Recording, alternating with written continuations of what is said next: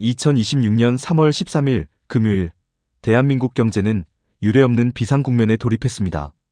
정부는 오늘 0시를 기해 전국적인 석유 가격 상한제 실시를 전격 발표하고 즉각적인 시행에 들어갔습니다. 이는 1997년 유가 자유화 조치 이후 약 30년 만에 국가가 시장 가격에 직접 개입하는 초강수입니다. 우리 경제의 혈액인 기름값을 잡기 위한 정부의 긴박한 움직임이 시작되었습니다. 이번 사태의 근본적인 원인은 최근 격화된 이란과 이스라엘, 그리고 미국의 직접적인 군사 충돌에 있습니다. 중동의 긴장감이 전면전 수준으로 치솟으면서 글로벌 에너지 시장은 즉각적인 패닉에 빠졌습니다. 단순한 지역 분쟁을 넘어 세계 경제의 목줄을 죄는 에너지 전쟁으로 확전된 양상입니다. 국제사회는 이번 전쟁이 가져올 파괴적인 경제적 파장을 예의주시하고 있습니다. 전쟁의 불길은 곧장 세계 최대의 원유 수송로인 호르무즈 해협으로 옮겨붙었습니다. 이란은 자국 영해를 통과하는 유조선들의 통행을 물리적으로 차단하겠다고 공식 선언했습니다. 이곳은 전 세계 해상 원유 물동량의 약 20%가 통과하는 핵심적인 에너지 통로입니다. 이곳이 막힌다는 것은 전 세계 에너지 공급망의 5분의 1이 마비됨을 의미합니다. 현재 호르무즈 해협은 이란 해군의 기뢰 설치와 초계함 배치로 인해 사실상 봉쇄된 상태입니다. 수십 대의 대형 유조선들이 공해상에서 운항을 멈추고 상황이 호전되기만을 기다리고 있습니다. 보험사들이 이 지역 운항 선박에 대한 보험 인수를 거절하면서 물류 마비는 가속화되고 있습니다. 물리적인 봉쇄가 장기화될 조짐을 보이자 국제 유가는 유례없는 속도로 폭등 중입니다. 우리나라는 원유 도입량의 70% 이상을 중동 지역에 의존하고 있어 이번 봉쇄의 가장 직접적인 타격권에 있습니다. 특히 수입되는 원유의 대부분이 반드시 호르무즈 해협을 통과해야만 한국에 도착할 수 있는 구조입니다.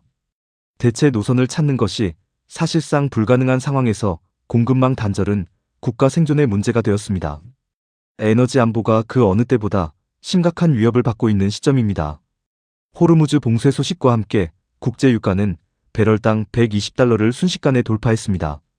일부 해외 투자은행들은 전쟁이 장기화될 경우 배럴당 200달러 시대가 올 수 있다고 경고합니다.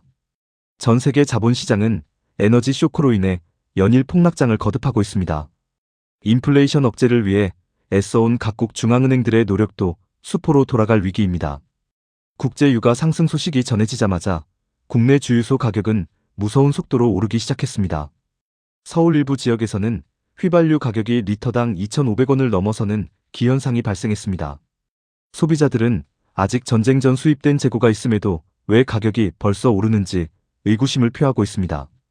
민심은 흉흉해졌고 정부는 시장 질서 교란 행위에 대한 엄정 대응을 선포했습니다.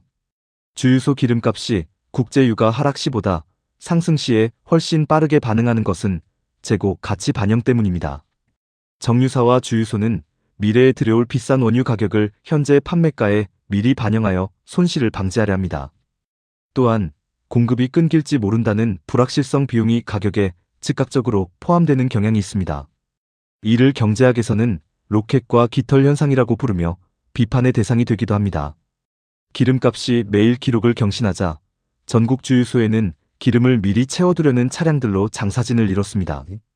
일부 지역에서는 가짜 석유 유통이나 매점 매석 등 불법적인 움직임까지 포착되었습니다. 농가와 물류업계는 면세유와 경유 수급 불균형으로 인해 조업 중단 위기에 처했습니다. 국민들의 불안 심리가 통제 범위를 넘어서자 정부가 직접 개입할 명분이 쌓였습니다. 3월 13일부터 정부는 민생 안정을 위해 석유 최고 가격제를 본격적으로 시행합니다.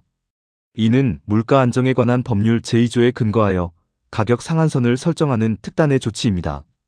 시장의 자율성을 중시해온 정부로서도 중동 전쟁으로 인한 유가 폭등은 묵과할 수 없는 비상 상황이라 판단한 결과입니다. 다만 이번 조치에 대해서는 시장 경제의 원칙을 훼손한다는 우려와 민생을 위한 필수적 개입이라는 의견이 팽팽하게 갈리고 있습니다. 이번 조치의 핵심은 전국의 수만 개 주유소를 통제하는 대신 공급의 원천인 정유사를 규제하는 것입니다. 정유사가 주유소에 공급하는 도매 가격에 상한선을 두어 가격 상승의 뿌리를 차단합니다. 도매가가 묶이면 소매가인 주유소 가격도 자연스럽게 일정 수준 이하로 수렴하게 됩니다. 정부는 이를 통해 유통 단계에서의 과도한 마진 취득을 원천 봉쇄하고자 합니다. 정부가 공시한 3월 13일부터의 1차 상한가는 휘발유 1,724원, 경유 1,713원입니다. 이는 최근 2주간의 국제유가 평균치와 정유사의 적정 마진을 고려하여 산출된 금액입니다. 실제 소비자 판매가는 여기에 주유소의 최소 운영비가 더해져 1,900원대 중반에서 형성될 것으로 보입니다. 리터당 2,000원이 훌쩍 넘던 가격을 강제로 1,900원대로 끌어내리는 효과를 노립니다. 정유업계는 원가 상승분을 반영하지 못하면 대규모 적자가 불가피하다며 강력히 반발하고 있습니다. 특히 수입 원유 가격은 계속 오르는데 판매가만 묶어두면 기업의 생존이 위태롭다는 주장입니다. 이에 대해 정부는 정유사의 과거 영업이익을 고려한 고통분담을 요구하며 협상을 진행했습니다.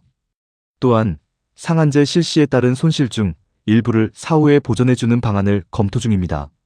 가격 상한제가 실시되면 물량을 내놓지 않고 숨겨두는 매점 매석 행위가 기승을 부릴 위험이 큽니다. 정부는 산업통상자원부와 국세청, 경찰청 합동으로 석유시장 특별점검단을 구성했습니다. 위반 업체에 대해서는 영업정지나 거액의 과태료 등 강력한 법적 조치를 취할 방침입니다. 투명한 유통질서 확립이 이번 정책 성패의 핵심 키워드가 될 것입니다. 상한제 실시로 인해 매일 차량을 이용해야 하는 서민들과 자영업자들의 연료비 부담은 일단 멈추게 되었습니다. 치솟던 비용이 일정 수준에서 고정되면서 가계 가처분 소득의 급격한 감소를 어느 정도 방어할 수 있게 된 것입니다. 출퇴근 비용이나 생계형 운전 비용의 불확실성이 제거되었다는 측면에서 긍정적인 평가가 나옵니다. 하지만 이것이 근본적인 해결책이 될 수 있는지에 대해서는 전문가들의 의견이 나뉩니다. 기름값은 단순히 주유소 가격에 그치지 않고 모든 물류 비용의 기초가 됩니다. 상한제를 통해 경유 가격이 안정되면 택배비, 신선식품 운송비 등 생활물가 전반의 인상을 일시적으로 억제할 수 있습니다. 농기계 가동 비용 절감으로 농산물 가격 상승 압박도 완화되는 연쇄 효과를 기대할 수 있습니다. 결과적으로 국민들이 체감하는 이른바 밥상 물가를 지키는 방패 역할을 하게 됩니다. 반면 상한제에는 치명적인 약점도 존재하는데 바로 공급 위축의 가능성입니다. 정유사가 팔수록 손해를 보는 구조가 되면 원유 수입 자체를 줄이거나 생산량을 감축할 요인이 생깁니다. 가격은 싸지만 정작 주유소에 기름이 없는 품귀 현상이 발생할 우려가 제기되는 지점입니다. 이 때문에 이번 조치가 오히려 더 큰 시장 혼란을 초래할 것이라는 비판의 목소리도 적지 않습니다. 가격 상한제를 유지하기 위해서는 막대한 국가 재정이 투입되어야 할 수도 있습니다. 현재 시행 중인 유류세 인하 조치가 지속되면서 정부의 세수는 이미 큰 폭으로 감소한 상태입니다. 여기에 정유사 손실 보전금까지 지급하게 된다면 국가 재정 건전성의 경고등이 켜질 수 있습니다. 미래 세대의 부담을 담보로 현재의 위기를 막는 조치라는 우려 섞인 시각도 존재합니다. 경제학적으로 가격 통제는 자원 배분의 왜곡을 초래할 수 있다는 지적이 많습니다. 가격이 인위적으로 낮게 유지되면 소비자들은 에너지 절약에 소홀해질 가능성이 높습니다. 공급은 부족한데 수요는 줄지 않는 수급 불균형이 심화되어 결국 더 큰 위기를 초래할 수 있다는 논리입니다. 따라서 이 정책이 시장에 주는 시그널이 과연 올바른가에 대한 토론이 활발히 진행 중입니다. 이번 호르무즈 사태는 화석 연료에 의존하는 현 에너지 구조의 취약성을 여실히 보여주었습니다. 특정 지역의 분쟁으로 국가 경제 전체가 휘청이는 상황은 에너지 자립의 중요성을 다시 일깨워줍니다. 신재생 에너지로의 전환과 에너지원 다변화가 단순히 환경 문제가 아닌 생존 전략임을 확인시켜준 계기입니다. 장기적으로는 원자력과 수소 등 대체 에너지 확충의 속도가 붙을 전망입니다. 전문가들은 이번 이란 전쟁이 단기간에 끝나지 않을 것으로 내다보고 있습니다. 호르무즈 해협의 긴장 상태가 수개월 이상 지속될 경우 가격 상한제만으로는 버티기 힘든 임계점에 도달할 수 있습니다. 국제사회의 중재 노력이 성과를 거두지 못한다면 우리 경제는 초고유가 시대에 완전히 적응해야 하는 상황에 직면합니다. 정부는 모든 시나리오를 가정한 플랜 B를 계속 검토 중입니다. 고유가 직격탄을 맞은 항공, 해운, 제조업계는 이미 비상경영에 돌입했습니다. 유류비 상한제가 시행되더라도 과거보다 높은 에너지 비용은 기업 수익성에 큰 타격을 줍니다. 많은 기업이 생산 단가를 낮추기 위해 공정 효율화와 원가 절감에 사활을 걸고 있습니다. 일부 영세 중소기업들은 원자재 가격 상승을 견디지 못하고 폐업 위기에 내몰리고 있어 추가 지원책이 시급합니다. 정부의 상한제 조치가 실효성을 거두기 위해서는 국민들의 자발적인 에너지 절약도 중요한 변수입니다. 자가용 이용을 줄이고 대중교통을 활용하는 등 에너지 다이어트에 동참하는 분위기가 형성되고 있습니다. 정부는 상한제 기간 동안 대중교통 혜택을 늘려 시민들의 참여를 유도하고 있습니다. 다만 강제적인 가격 통제가 소비자들의 자발적인 절약 의지를 꺾을 수 있다는 우려도 공존합니다. 3월 13일부터 시행된 석유 가격 상한제는 민생을 지키기 위한 긴급 구호 조치로서의 성격이 강합니다. 하지만 시장 전문가들 사이에서는 이것이 독이 든 성배가 될지 효과적인 방파제가 될지에 대해 의견이 극명하게 엇갈립니다. 단기적인 안정 효과는 분명하겠지만 장기적인 공급망 안정과 재정 부담이라는 숙제를 어떻게 풀어나갈지가 관건입니다. 지금까지 호르무즈 해협 봉쇄에 따른 석유 가격 상한제 실시에 대해 상세히 분석해 보았습니다.